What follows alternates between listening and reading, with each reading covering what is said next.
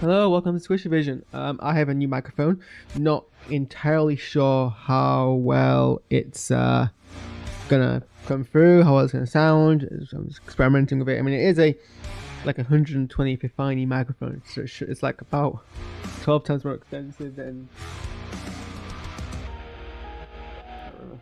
this old thing that I used to have. So it should be better, but I think the main issue is actually I need to get better XLR cable. So I've got a microphone. I need to buy some high fidelity XLR mics. I need to buy preamp, and it might be better. So I'm still digitally boosting the audio, which is probably where all of the distortion is coming from. I could plug it in using a USB-C cable, but then what would be the point of having this XLR rig? You know what I mean? Anyway. So just new audio, just in case anything is a bit off or distorted. So, yeah. What are we watching? Loki Breaking Bad. I've never seen Breaking Bad. Maybe it should be called Beaking Brad, just to kind of play into it. Oh, I do like this song. Even if it's too Christmassy to really count. But I don't celebrate Christmas, and legally, because I don't celebrate Christmas, I'm allowed to play Christmas songs whenever I like. That's how the law works. I was a bit thrown during this episode because of, like, how do I put this? Numerous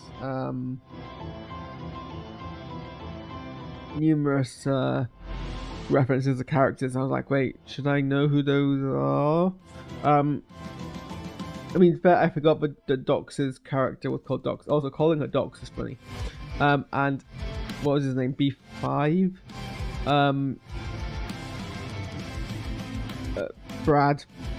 It's not clear if we should have known who he was. Google check he is a new character. And I'm like, I'm normally good at remembering characters, so if I can't remember them, usually they're new. But in this case, no, he's a new character.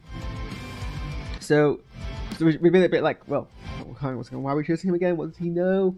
But basically, it's nothing complicated. He's basically one of the supposed loyalists of Docs, who then kind of went off the radar. So they're like, okay, we're gonna track him down, and they do, and the sequence where they track him down is actually kind of fun. Some fun kind of Loki mischief. I like the whole kind of. I mean, I do love a good chase sequence, so it's hard to chase sequence wrong. It's just the inherent high energy of it. But I think the whole kind of... Sorry, I've got lasagna in my mouth. The whole kind of use of Loki's ability. So we see a lot of stuff he's already used before, like the shooting of the energy. But some new stuff like him using his shadows to like hold on to Brad, which is really fun. It wasn't a trailer, but it's still fun to see in the context of the show. So I do like that. I do like the actor who plays Brad. Have I seen him in anything else? What is he in? Let me just do a quick Wikipedia.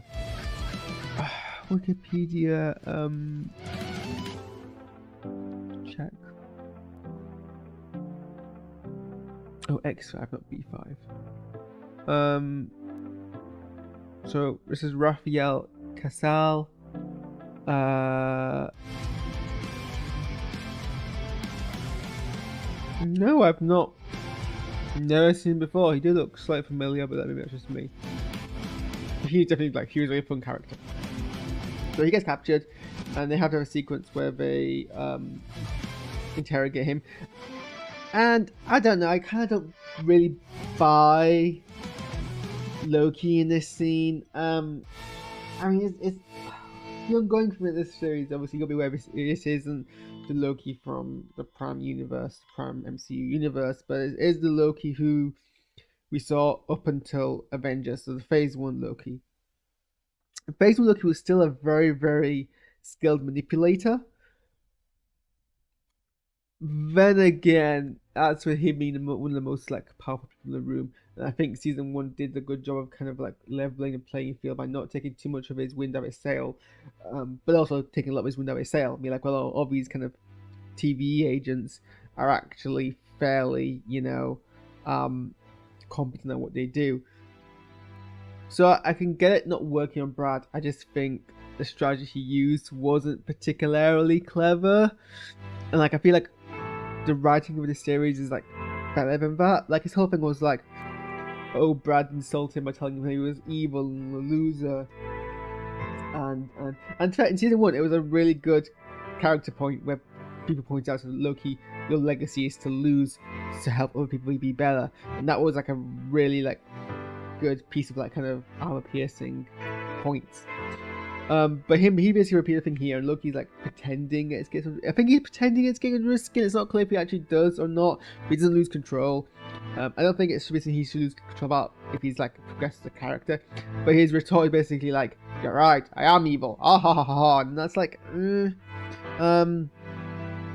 bit later on where he like threatens to crush Brad if he doesn't tell him the answer was portrayed better, but also like anyone could tell a mile off. That was like Brad very quickly thought the whole ploy of, oh, I've locked my partner outside the room, you're stuck in here with me now, is so like well done in media that you'd think something postmodern like Loki would have like deconstructed that and made that as a twist. The fact that it played it straight was actually kind of disappointing, as well acted as it was.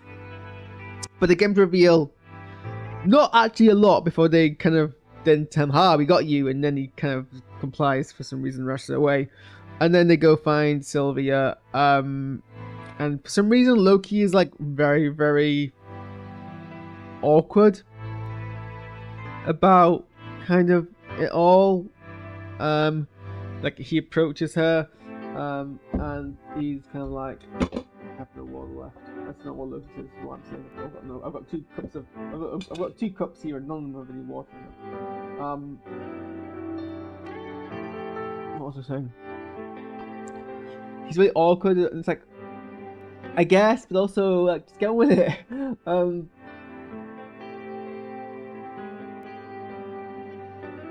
He basically wants to ask her about why she's there in the future. She doesn't know because she hasn't done it yet, and she has no intention of doing it, which kind of answers the question, right? And means she's no help. And then they kind of realize that the hunters aren't after Sylvia, they're trying to prune the timeline, and they do a very successful job of it, which does kind of create some ramifications about the whole every Marvel movie is technically connected and part of the same multiverse thing that they've established, but they do reveal some of the branches are still there, so maybe that's kind of the less relevant ones get pruned. There was nice kind of fights at the end, small short one where they basically come and do the mission.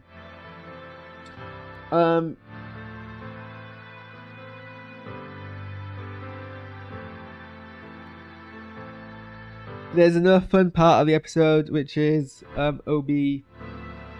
Really fun character, very, very well. Love watching Obi, even though he's not much in the episode. Also Casey. Casey does a really good, like, I love that Casey's been given more prominence because he's such a great character as well. The actor who is in Lower Decks as well is really fun to watch. And I like how they kind of escalate him as kind of this engineer who's like going to shadow OB. I really like that kind of addition. Them working together a wee bit, and realizing that we need either He Who Remains or a variant of He Who Remains or Miss Minutes to unlock the machine that's controlling other timelines, otherwise it'll overflow or become blocked or whatever. So yeah, this is very decent. I enjoyed this the second episode. I mean, one of the appeals of Loki the first season was kind of its mystery element, like we didn't really know where the series was gonna go, where it was building to. And there was some like kind of wham elements to it. It was very hit and miss with that. Whereas we kind of know more what's going on here.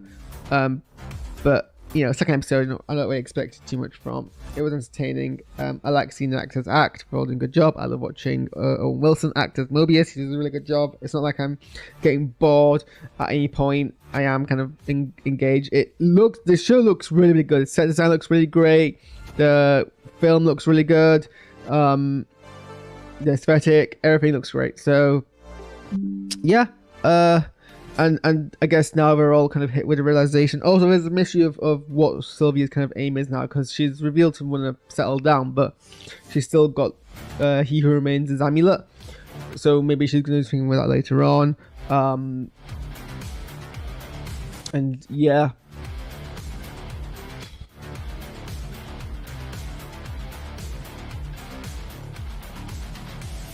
I guess the next thing for TBA is trying to find missed minutes. That's where we're gonna go next. This series isn't that long.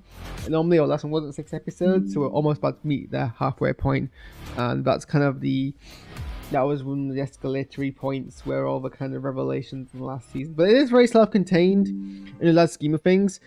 It has this air of being interconnected with the wider MCU, but really, it is quite self-contained. So, it's be interesting to see where this goes. Anyway. Those are my thoughts. I'm going to be live on Passion Nerd channel talking about objects in space, or I hope to if I get in on time. The final episode of Firefly.